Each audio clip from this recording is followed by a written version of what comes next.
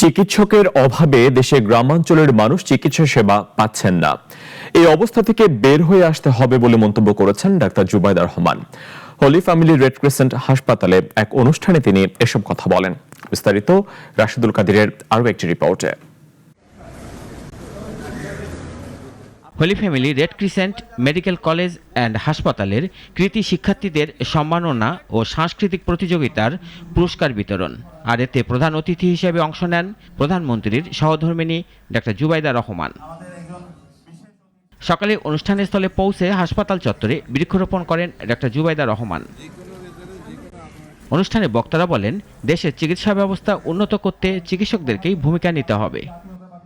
রূঢ় হলেও এ কথাটা সত্য, প্রাইভেট হসপিটালগুলো কিন্তু সরকারি হাসপাতালের চেয়ে অনেক ক্ষেত্রে সফলতা দেখাচ্ছে। সরকারি হাসপাতালের ডাক্তারদেরকেই তারা হায়ার করছে।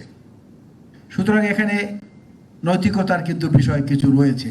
রোগীর কাছে ডাক্তারের যেতে হবে, ছাত্র ফিফথ ইয়ারের যেতে হবে, ফোর্থ ইয়ারের যেতে হবে, তাহলে আপনি ভালো শিক্ষা পাবেন। প্রধান অতিথির বক্তব্যে জুবাইদা রহমান দেশের চিকিৎসা ব্যবস্থায় ঘাটতি তুলে ধরে বলেন, এই অবস্থা থেকে বের হতে হবে। আগামীর বাংলাদেশে যেন কোনো রোগাক্রান্ত গ্রামবাসী চিকিৎসার অভাবে প্রাণ না হারায়, কোনো অন্তঃসত্ত্বা মা কে যেন আমরা না হারাই, কোনো নবজাতক যেন তার মায়ের কোল খালি করে চলে না যায়। এমন একটি চিকিৎসা ব্যবস্থা গড়ে তোলা যায় যা পৃথিবীর বুকে দৃষ্টান্ত স্থাপন করবে। আর চিকিৎসকের অভাবে গ্রামের মানুষ চিকিৎসা সেবা থেকে বঞ্চিত হচ্ছে জানিয়ে তিনি বলেন, সকলের কাঙ্ক্ষিত চিকিৎসা সেবা গড়ে তুলতে হবে। চিকিৎসা এখনো দারিদ্র্যের অন্যতম কারণ।